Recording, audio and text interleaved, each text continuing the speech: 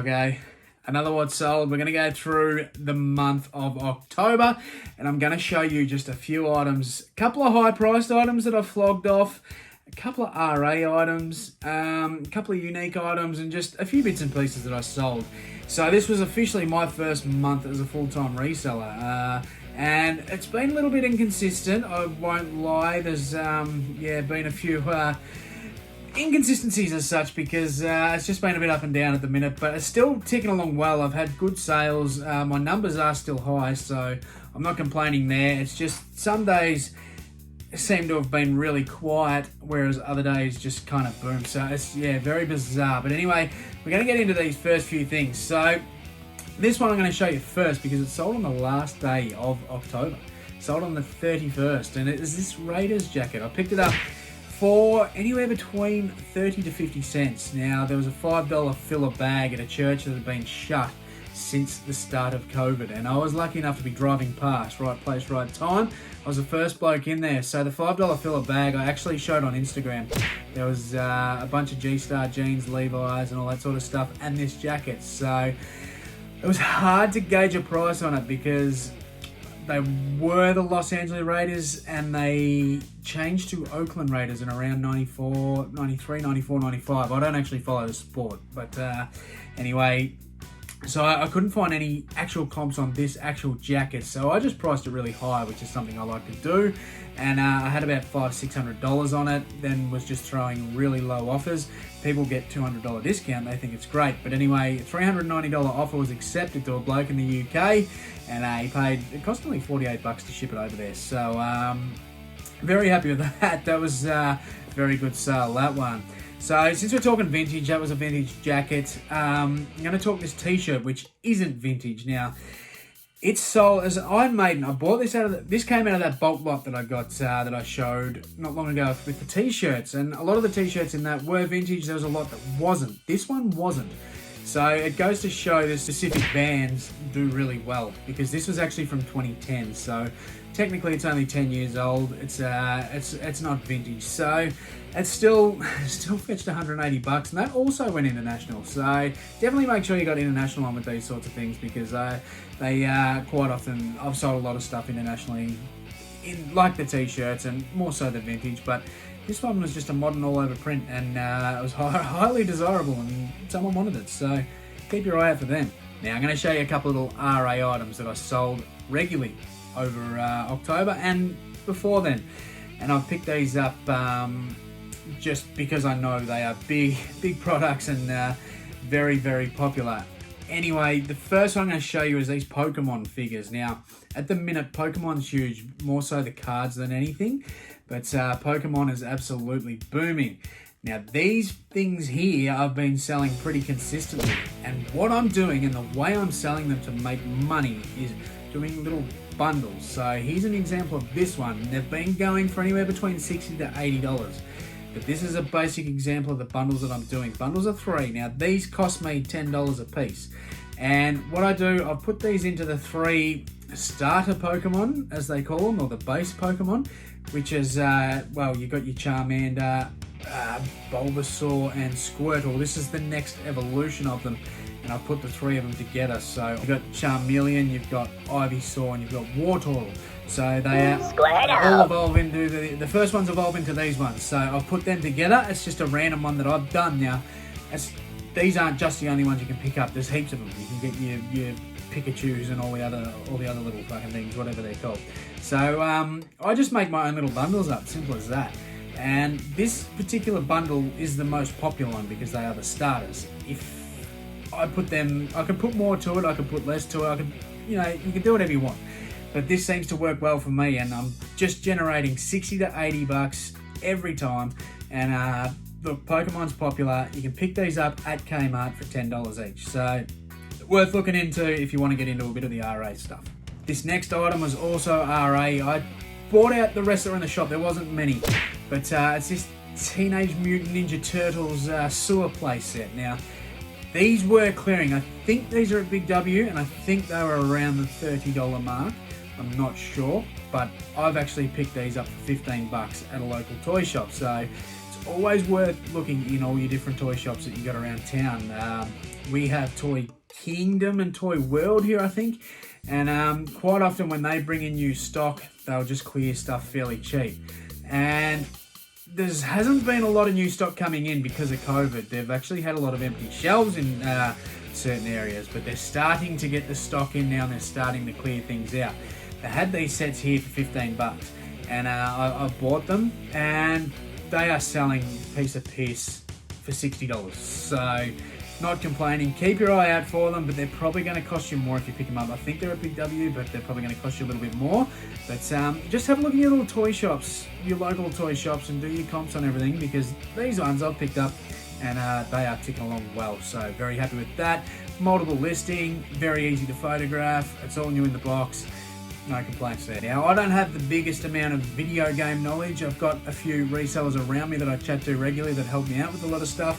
But something I pick up all the time is when I see bulk lots on Facebook, I love to grab them. And they are still going well for me after this COVID. Well, it's not locked down here anymore and everything's starting to tick along all right. But they're still going well for me.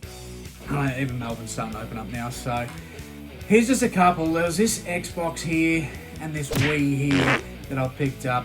For example, so the Wii's cost me $100 with a bunch of games and I parted out. So when I say I parted out, there was good, highly desirable games. You got your Mario Kart, you got your Mario Parties, you got your Donkey Kongs and all that sort of stuff. And I parted them out. They're $40, $50, $60 games that you can sell individually. Then all the ones that are only worth around $10 a piece, I'll leave with the bundle, and then I'll flog the bundle off for $180 with the Wii Fit board and all that sort of stuff. And they've paid their own post. So essentially, at the end of this, I haven't actually done my maths on this one, but it will end up being the $200 to $300 out of $100 investment. So, and it doesn't sit long at all. I strongly suggest if you see them, just grab them if you want to look at. You got to do your comps. Make sure all the games, you look at the games and make sure they're actually going to be worth something. But the Wii's and stuff are still ticking along well for me. I've had a few sell now, so I'm not complaining. The Xbox was the same thing. It was an original Xbox, the very first Xbox, and there was a few highly desirable games in there. There was this one here, Harry Potter, and that went for $55. The Simpsons went for $46, and then there's a couple others that I've listed up, and they're plus $30 games. So they should go along all right. And then the actual console itself, we've actually sold for $175, and we're investing in it at $80. So these consoles I still love getting them. Make sure you check them out, test them and everything, of course, but I'm having no complaints with that sort of stuff, and that's something that I do like to sell, even though I'm not huge on the knowledge of gaming. But the good thing about it is pretty easy to research. It's pretty easy to do a comp from a single photo, so I suggest it's worth looking in. Now I'm gonna show just some sort of lower end stuff, but stuff that I do regularly, because I quite often like to show the bigger sales, but I don't show what my actual business is about. And I do sell a lot of clothing. Now, jeans is a big part of what I'm selling these days. If you've been following along with me since my very early days, you'd know that I used to despise jeans, but I used to do them just because they were good money. Now I really enjoy doing them because I know what I'm looking for most of the time. I've learned how to spot the difference between real and fake. I've learned lots of new brands that tick along nice for me, and it's just easy to pack, easy to send. It's just, yeah, you got to get your measurements and all that sort of stuff, but once you get a bit of a routine, it's actually quite easy, and I now do enjoy it, whereas early days I used to hate jeans. So now these days, like, I'm ticking these along all the time. I'm not going to show too much in the way of specifics. I just kind of want to show you that they are still going strong, even though we're coming into the summer months. They just tick along all year. In my store, I'm selling at least a few pair a week, sort of thing, and they do make good money, especially when you're picking them up for under $5. So my two personal favourites are Diesel and G-Star, and this month I've sold, I think there was 8 pair of G-Star that I've sold. I've barely got any left, and I think there's about 4 or 5 Diesels. So they're two of my favourites, probably closely followed by the likes of RM Williams. But just to show that I do have, other than the fun stuff in my store and the high price stuff, I do have a lot of this stuff as well. Another thing that I do sell, but I don't like to sell, is shoes. Now, I don't want to turn anyone off shoes because it is a very good product to resell. A lot of resellers I speak to do really, really well out of shoes. It's just not for me. I don't enjoy it. I don't enjoy cleaning them.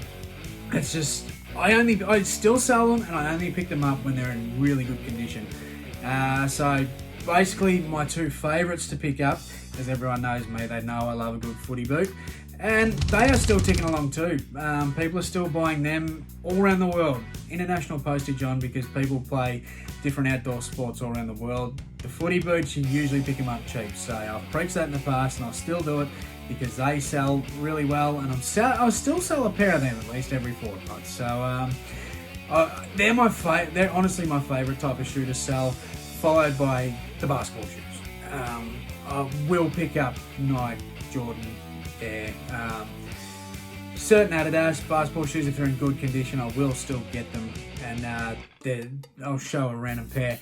But the good thing with this stuff, when I clean it, I just throw them in the wash machine.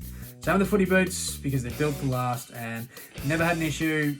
I've played footy, I've played basketball, and that's how I clean my shoes. So never had a problem with that. They clean up pretty well, and then I'll just give a bit of a scrub with the toothbrush after it. So whereas your more high-end shoes, you've got to be a bit more careful when you clean them, obviously. And other resellers have awesome cleaning videos out there, and they'll show you how to do that. But that's just what I do, and these are the sort of shoes that I like to sell.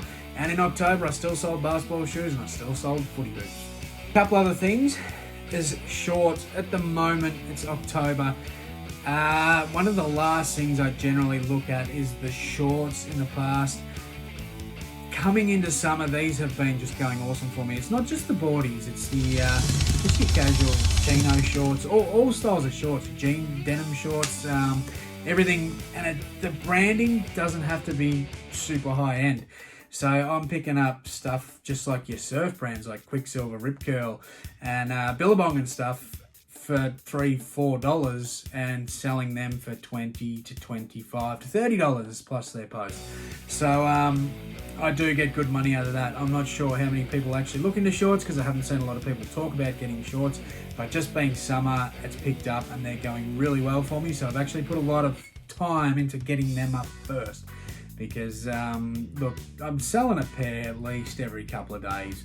So, and I've got a lot there now, and they're going really well. It's not huge profit, that's for sure, but they're pretty easy to photograph. They're pretty easy to send off. So I'm actually loving selling shorts, and I think here in Australia around September, October, and now into November, that's probably the best time to get rid of them. Even probably December, even when you're balls deep in the middle of summer, people are still going to buy them. So that's just another thing that I really like to sell, and it moves quick. It's cheap, but it's quick. And I'm going to show a couple other things I sold, which is books. And books isn't a huge part of my game either, but I do pick them up. I always look at more so textbooks and like your self-help stuff. That is your more recent editions that can go for big bucks. That's my favorite type of book. Or I will look at vintage stuff. And this is what I've got here. I've got these Snoopy and Peanut books here. I've still got a heap of these sitting out the back. So I've picked these up and they went out pretty quick. So they had little bundles of 7 for $1 each. And I split them up into sort of different bundles. And I put the bundles up for about 75, 80 bucks each for each bundle. And this first one sold and they sent me an offer of 50 bucks. So I accepted it. And then a few days later, the same person came straight back at me with another offer on another bundle. So they bought it. So I'm actually hoping they come back and buy the rest of them in the next few weeks, maybe.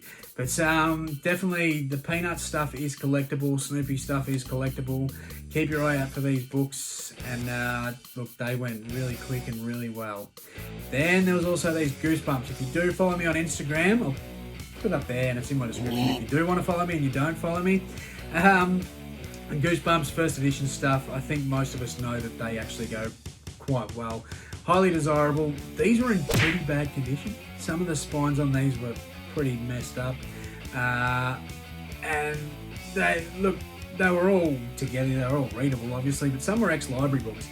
And they didn't last long. There was a couple of days I put them up and went for $100. So what I've actually done with this lot, I paid around $20. I bought a heap that day, but I sort of worked out to be, it was about 20 bucks for these books. and I got 40 something of them. This bundle here I sold. Then I have two other bundles. One of them is the spare, not the spares, the doubles. So I've put the doubles into another smaller bundle for less money, and that's still on my store. And then I did have a recommendation from Opshop Weirdness on Instagram, and she suggested to put the Choose Your Own Path books in another bundle because they go well. So I've done that on her advice. So those two are still in the store. I haven't sold them yet, but the first one went for $100. So it worked out to be $6.60, $6.70 or something I've actually spent on that individual bundle. So very happy with that turnover. So there might be a couple of things there for you to keep your eye out, and there's a few things that I sold. So I really appreciate everyone that's jumping on board and subbing and giving thumbs up and sending their love on Instagram. The channel's starting to grow very quickly, so I really appreciate all the support.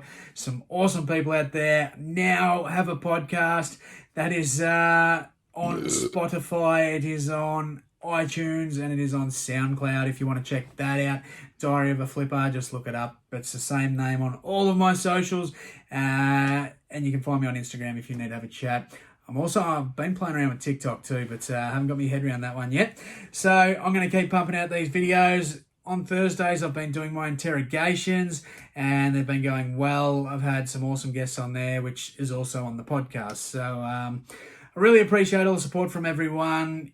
If you do enjoy this stuff, if you do like reselling content, I do appreciate if you sub and hit that bell because you'll get notified every time I put out a video. And smash that thumbs up because we love a good thumbs up. So I'm going to get the fuck out of here, and I'll see you in the next video.